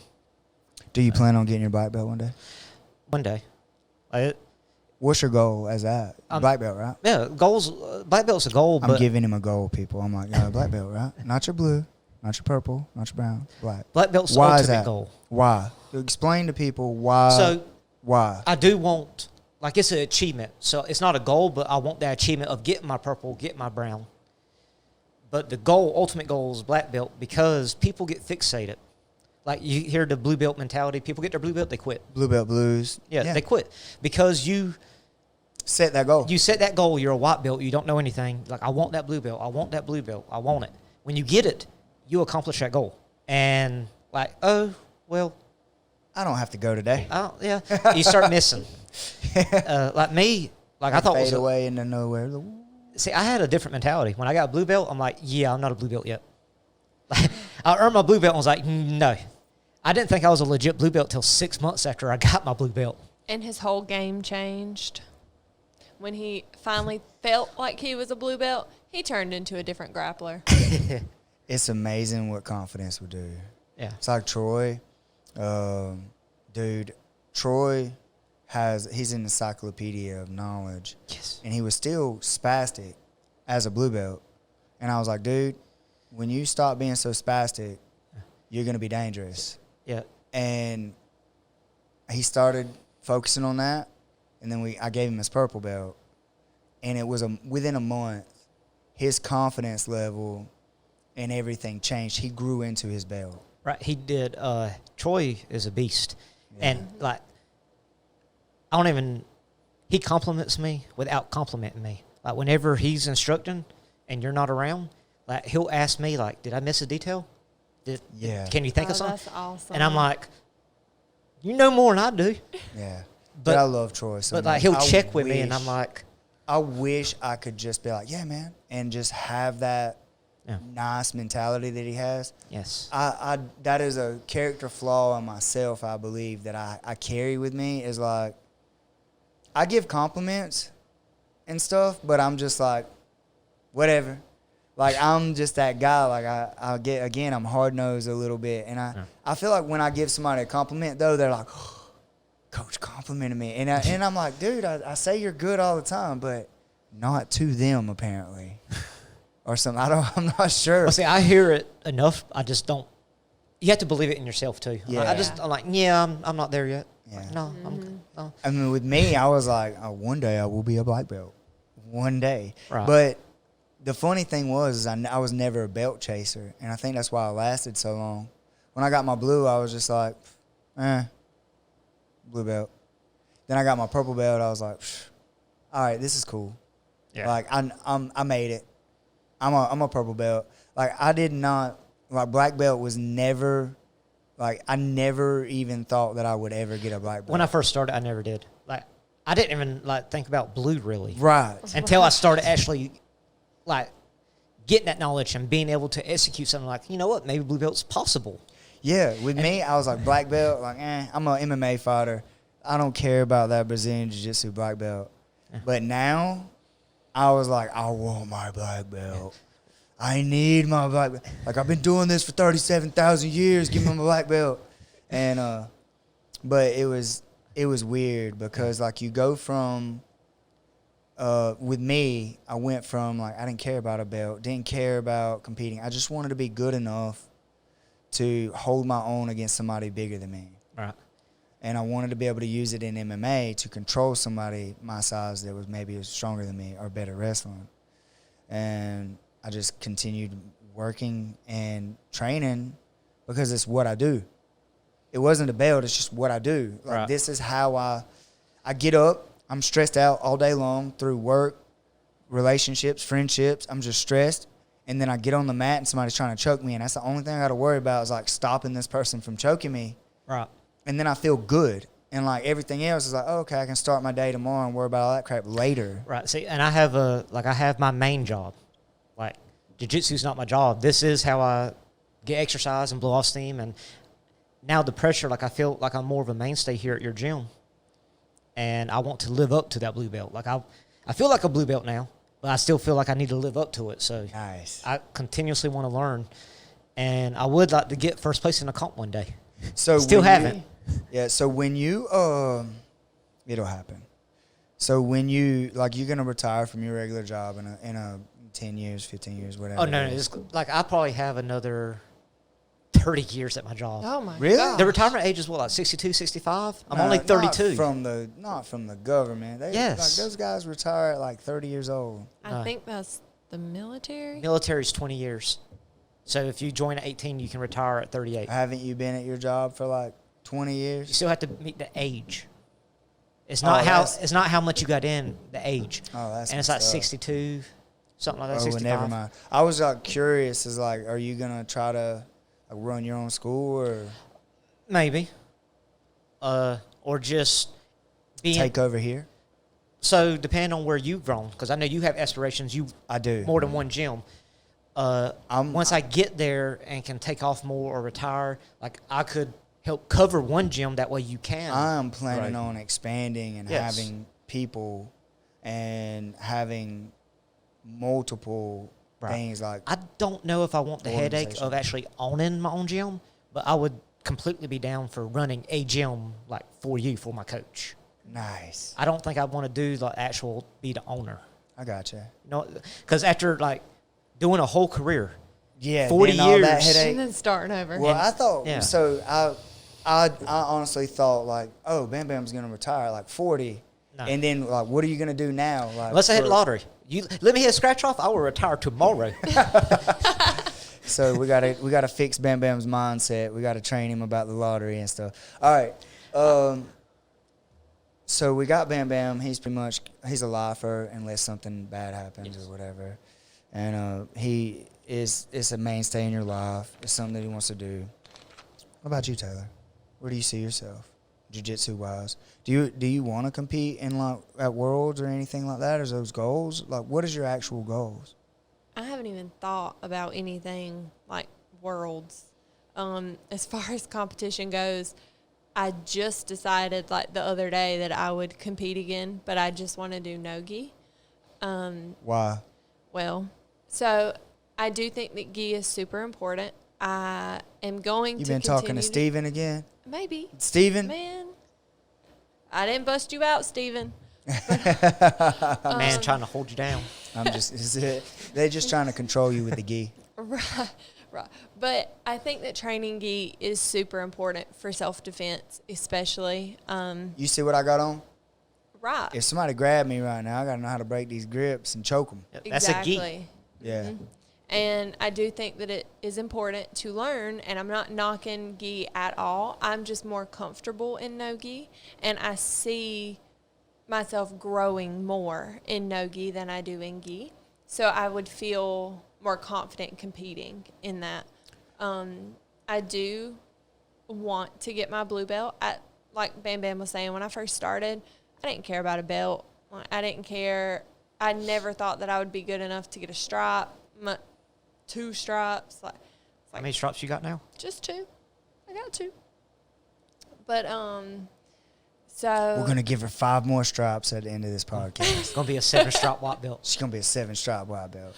but I do want to get my Stripe for saying the right thing on the podcast. Stripe for telling me I'm a good coach. Stripe for... I'm just kidding. Wonder how Zach would feel about that. Man, where's my stripes? It's like, you got to put on the gi, sucker. But I do want to continue competing. I do want to get to a point where I'm coaching, even if it's not just a women's class, even if it's just having a woman instructor. Taking over one of my kids' classes for me. Maybe. Yeah, you can take over a beginner class. And that's kind of as far as I've gotten. I do. Man, another half a year, I can just retire and just sit in the office while my guys teach stuff. I'll just teach y'all private lessons. You just go to Steven, get your knowledge, come in, like, how things go? Y'all got everything taken care of today? Yeah, hey, I'm liking this. You just got to teach us the new stuff. Yeah, that's what I was saying. The weird shit. We'll just do a All the coach's weird class stuff. once a week. I'm down. But if I think of long term, I do want to get was a a joke. black belt eventually. I know that it would take I forever. enjoy coaching way too much. You do. But I'm sorry. that's okay. Don't beat me up. It's amazing when you coach something and then you see them execute it. That and is hit the it. best feeling Yeah. in the world to me. When I show somebody something and then they pull it off, or they tell me they pulled it off and how good it fit. Like, dude, that is why I do what I do. And I just love it so much. I know that. Like when Hannah hit that throw and she got her first stripe, I was like, I taught her that. I did that. Oh, Hannah does have a stripe. She does. Look, man, if Zach would just wear the friggin' so, look, all right, I got to tell the world this because I know Steven's going to watch this and he's gonna think I'm hating or I'm a hater. Guys, let me explain something to the world. And this is, no, like, all right, dang it. Listen, Linda, listen. Listen, Linda, listen. I love that video.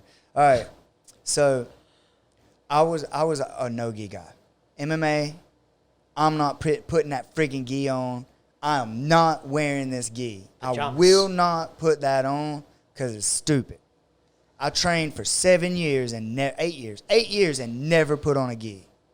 Not once, not one time. I went to a Gracie seminar where everybody had on gis, and I was wearing a pair of fight shorts and a rash guard. I was wearing a pair of Venom fight shorts. I looked like a TIE fighter up in that thing. And they was like, you got a gi? I was like, nope. They was like, you want one? I was like, nope. I'm an MMA fighter. I'm just here to learn this Kimura you trying to teach me. Right? So Give me the knowledge. just teach me, and I'll make it work without a gi grip. Now, I go and I see this person, and he just lost all kind of weight. He's in the shape of his life. He's a professional MMA fighter. He is a bad dude. His name? Stephen Aiken. Stephen Aiken. Now, he tells me, dude, you got to put on the gi. You got to wear the gi. You got to go travel and train. You got to learn how to break grips. You got to learn how to do all this stuff because it's a lot slower. You're relying on being small and fast. You're relying on being faster than your opponents. You're relying on slipping out. You don't know how to really escape. Because if they got your gi sleeve and you don't know how to break grips or the proper escape, then they're going to submit you. You have to wear a gi. So what do? I put on the freaking gi. Now here we are, 11 years later, 12 years later, and Steven's like, you don't need to wear the gi. 10th planet, bro. 10th planet. They only want you in the gi to control you. Like, my school has a gi class, sir. Like, I want to be a 10th planet, but I still think that people need to learn how to break grips. Yeah. Need to get some 10th planet patches for our gis. Yeah, we'll let Steven know. But, and I truly believe that even if our school does make this transition and stuff, if it happens, I don't know that it will. Don't know that it won't. I think that you need to learn how to break grips. Like up to a blue, I think breaking grips and understanding how to do that is self-defense. Right. Like, because you can't control whether you're wearing a jacket or a hoodie or a button-up shirt or whatever when somebody attacks you. After that, I think a lot of it's interchangeable. I think other than the grips and the control, I think a lot of it's interchangeable. So the way I always taught up until last year was you need the gi to learn defense, to learn how to properly escape an armbar with technique. You need the gi because it makes it, you have to do proper. You can't just slip out. But I think you need to do no gi for the people that just do no gi. Just do gi. Like, you have to learn no gi because you're not always going to have a sleeve to control somebody. I know guys that like went to worlds and like placed and won worlds that they don't do no gi at all. And then you put them in no gi and they're lost. Like they don't do well in no gi because they don't understand how to control somebody, like how to get those meat hooks on people and how to control somebody. So I truly believe 10th Planet Jiu-Jitsu is where it's at. I think it is the evolution of Jiu-Jitsu. But I still think that there's some things that still need to be shared and taught. I believe that wholeheartedly. So that was my rant because Steven he's indoctrinated full 10th Planet. Done converted Zach. Yep, converted Zach. And the sad thing is that Zach would be the next level if he'd just come and train gi a little bit in my school. Mm-hmm. So it is what it is. Anyway, so what are your goals? Did you answer that already? Yeah. What were they? Yeah, were you done? I mean, I think I was. I don't think I can't remember where you were at. Basically, she said she wanted to teach a class one day and compete. Wants a black belt, but blue belt will do for right now. Pretty much. I know a black belt is really far away. And, I mean, like Bam Bam was saying, chasing a belt, it will only make you quit once you get the belt. So it's more about Knowledge.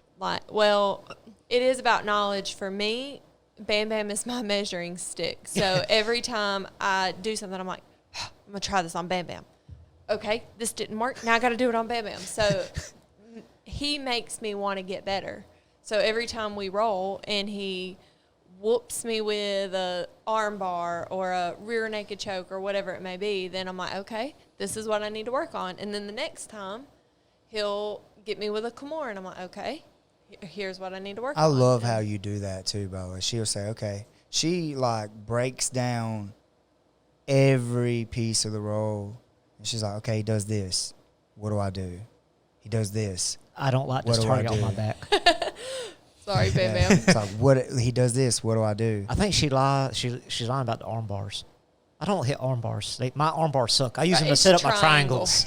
Yeah, you get me with triangles. If I hit you with an arm bar, it's probably while you're in a triangle. Yep. If you ask Chase Yep. Route in our school, don't know how to do, you can't go arm bar triangle at our school. It's only triangle arm bar, Bam Bam. I That just is taught. usually how we set I them just up. taught arm bar to triangle last week. I know. I was like, we got to change the stigma. Because he's like, you cannot do an arm bar to a triangle. It is strictly triangle to an arm bar. So I have one beginner class with adults. Get ready. We're going to do some weird shit. I'm teaching them omoplata. That way they can do arm bar, triangle, omoplata. You almost That's went not there weird. on That's with not the- weird shit. That's normal stuff. It's normal stuff. It's a beginner class, but we're doing omoplatas. Yeah. Just saying. I got you. Hey, I like it. Omoplata is a beginner move. So is Kimura. The variations are not. I like it, Bam Bam. How long have you been growing your beard? 2,000 years. I just point that out because you just saw me spill water down my face. I did. I don't know, 3 or 4 years or so. I mean, I trim it and groom it. So, I gotcha. before I had my last haircut was the longest I've had it. It came down to like right when you stretch it out, about right here, mid sternum, and got it trimmed. But probably about the time I started my transformation, my weight loss journey, 3 or 4 years or so. Okay. All right, that's pretty cool. So what would you like to see? You said that you would like people to understand the grappling and stuff. More understanding, yeah. Yeah, but what would you like to see, like people in the real world, like around here, to really understand about our sport? What is it that you would like to see them understand? Is that a weird question?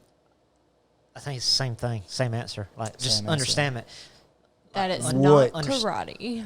What would you want them to understand about it, though? Like, if I don't- let's just say they had no idea, nothing about it, and a person walked in, what would you want them to understand about it? Because you said you want them to have more understanding of, like, they're not just hugging, they're not just, like, what Understand that it actually works. It's not a Mick dojo. Like, it's not. is it? Mick art, I guess. Well, our school's not a Mick dojo, and jiu-jitsu's not a Mick art. Yeah. There you go. And that wrestling, if you get a wrestler that's been wrestling since like middle school Holy up through cow. college, holy shit, they're a beast. Especially when you teach them how to Once you, keep their head up. I was about to say, once you change just posturing, that couple small and differences. stop reaching for wrist control. Yeah. Well, you can reach for wrist, but don't reach. Yeah, You can like- grab wrist control, don't like, reach. And Change stuff. a couple things to head position and not running through the open door. Holy shit, like. Different And what animal. Bam Bam meant just then by running through the open door, that's my term, guys. Yeah. So, like, I feel like jiu-jitsu is like, okay, if you're inside a house, jiu-jitsu guys like peeping out through the peephole, and they're looking out the windows, they're looking for traps. It's a trap. Yeah, everything's What's a trap. out there? They're looking out the window, and they're like, hey, what's over there? And wrestlers are like, and they just run through the door. They're like, oh, there's an arm. And they're just like running wide open. There's And- a time and place like when you do explode. Yeah. And learning when to do it. Yeah, 100%. But I like wrestlers coming in here because as soon as I point them out, I'm like, guillotine, triangle. That person's getting guillotined today. Bam Bam's fixing to guillotine this person. Watch. Told you. So it's pretty cool. What do you want people to understand about our sport? Like, what's that one thing that you just want to see them understand? And then I'm going to answer. I don't know. Never really thought about it? I haven't. I know that a lot of people think that it's karate. I was The about to karate say, noises. at Oh my God. job, like, you still doing that jiu-jitsu stuff? Right. It never fails. Never fails. They do that hand motion. That's what they do. We had that happen not for last when we left. They said they leaving karate. Whoa. They did. And they were being butt heads. douchebags. And I was like, I ought to walk over there and invite them to the gym. But that, and also that if they do know what jiu-jitsu is, then they need to know that we aren't just hurting each other, that nothing about it is violent. I mean, yes, it helps in violent situations, but we aren't just hurting each other. Right. It teaches you how to be violent properly. When you need Proper to. violence. Proper violence. New shirt. New shirt, proper violence. I like it. I like That's it a the name of lot. our clothing line right now, Proper Violence. Can we get new deemed shirts? We deemed it Proper Violence. That's ours. No one out there in YouTube land steal it. Copyright. Copyrighted right now. This is it. This is our copyright. This is our. You see it on. There's a date and time and everything. All right. So here's what I would like to see changed. I would like people to understand how effective it is in the real world. Like, I would like for police to be mandated to do it. I think that if you become a police officer, I don't think 1 week of of hand to hand, or I don't even think 2 weeks. I think it should be mandatory twice a week. You train jiu-jitsu, because 90% of situations is about control, and that's all jiu-jitsu is. And wrestling and jiu-jitsu, that's all it is. I would also like to see wrestling being taken more serious in Brazilian jiu-jitsu. Every real coach that I've had that's really good has some kind of wrestling in their arsenal, in their toolbox. What most of the champions right now in UFC, like all Wrestling. but one was wrestling. Yeah, Yep. and I would also like to see wrestlers understanding that jiu-jitsu is like where it's at, not dogging it or whatever, but like wrestlers they have this mentality like, I'm a wrestler, and they have every right to be, but like you guys get choked out and you guys get submitted because you have holes in your games too. Yeah. And putting them together is where it's at. Right. I was about to say, you get a good, strong wrestler, like a good base, And then teach them Brazilian they jiu-jitsu. continuously want to learn and grow, and they pick up jiu-jitsu. Like, Those guys become I was unstoppable. about to say, good luck. Yeah, good luck. Right. And I think that should be mandatory training. But in the world, I get so sick of hearing that I'm a little person, like in the real world, when the people that haven't ever been on the mat with us or with me, like, oh, you're just a little guy, I'd break you like a twig. I get sick of hearing like, oh, you're just a skinny little man or whatever. I get so sick of these remarks because they know I train, but they've never actually understood or been felt what it's like being on the mat. Right.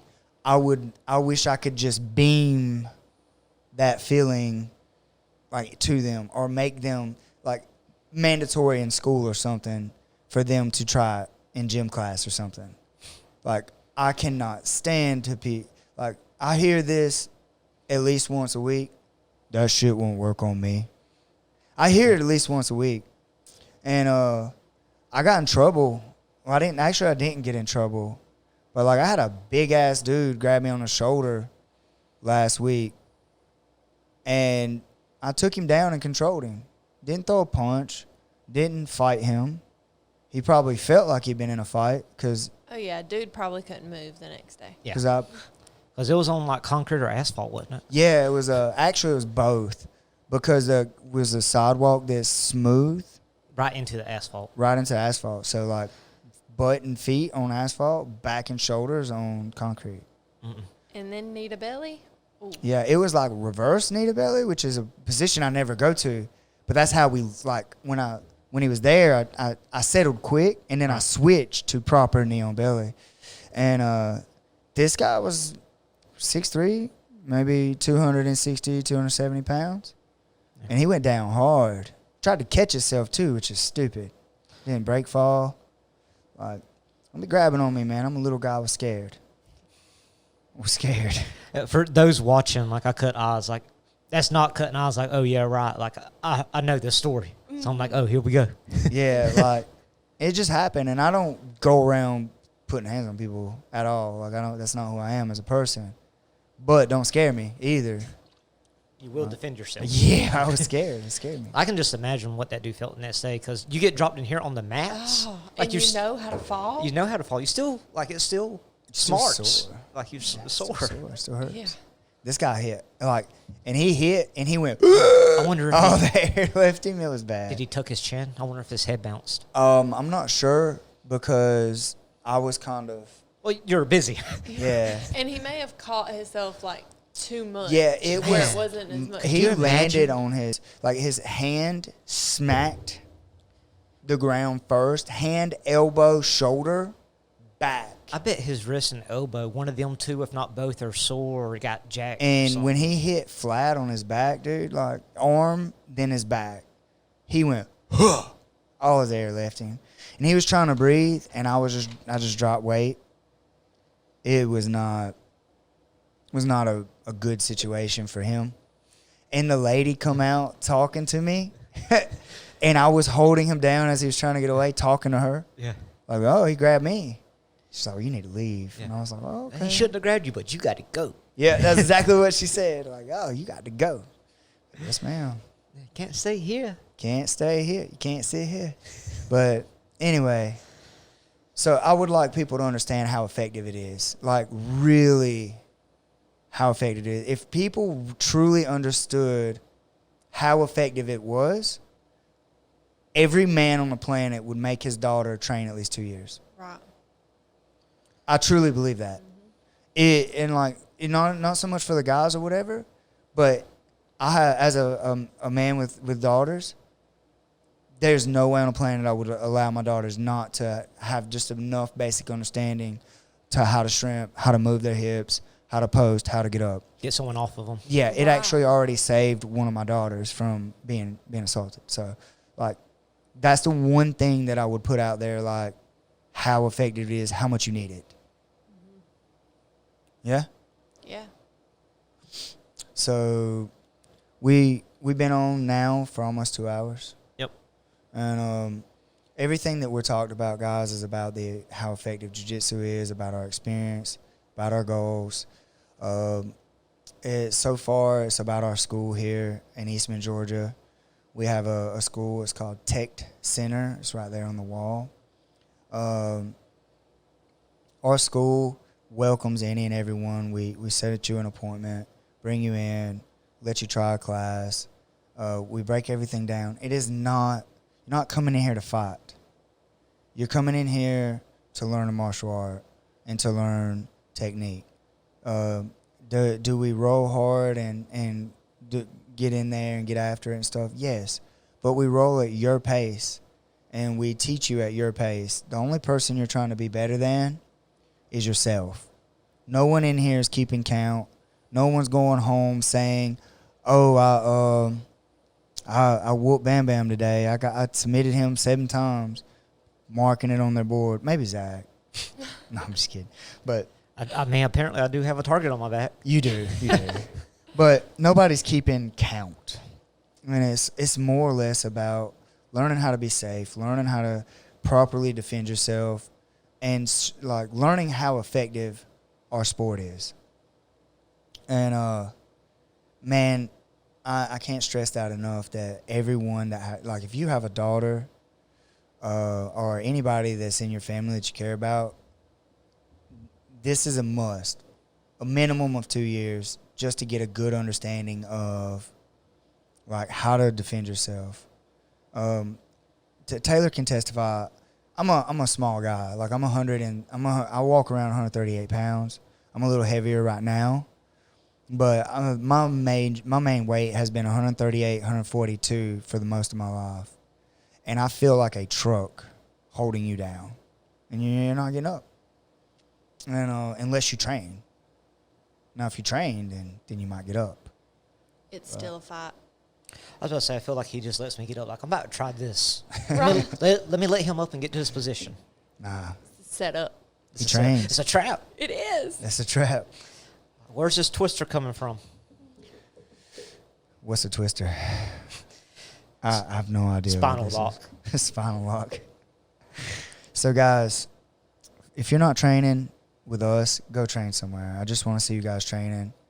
And if your coaches aren't allowing you to train at other places or allowing you to like test it out at competitions and things like that, you're probably not in a good school. So that's how I would leave it. Yeah, that's exactly how I would leave it. Find you a good place. And if you're in there and it's a fight every day, you're in the wrong school. We're training your mind, guys, not your foot, not your ankle, not your knee. Show up, get the knowledge. Yes, there is rolling is hard, and it's a struggle, but we're not trying to kill you. We're not trying to hurt you. We're just trying to be better than we was, and it's battle tested. So, yeah, find your good school. Anything you want to say? I'm good. Good. I'm good. Awesome.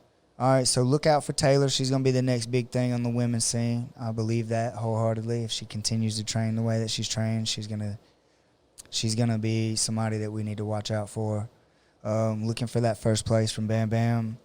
And I'm going to try to step up and get back into competing and get healthy. And I'm going to try to go up in weight class, actually, because I want to put on some muscle. So, guys, look out for that. And listen out for our podcast. We're going to be doing these weekly. We're going to start doing some fight companions and stuff like that. It's going to be awesome. Yeah, I'm so looking forward to that. I enjoy this so much. And thank you guys for listening to us. And just share and like and subscribe to all of our stuff. Hit the bell so you get notifications when we get on. And, guys, seriously, go train somewhere. Just see what it's like. And don't allow your ego to stop you from getting better.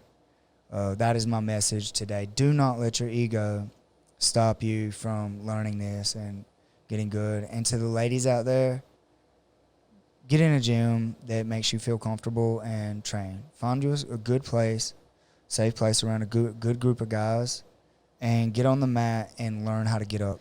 Don't be intimidated. Everybody had a day one. Everybody had a day one.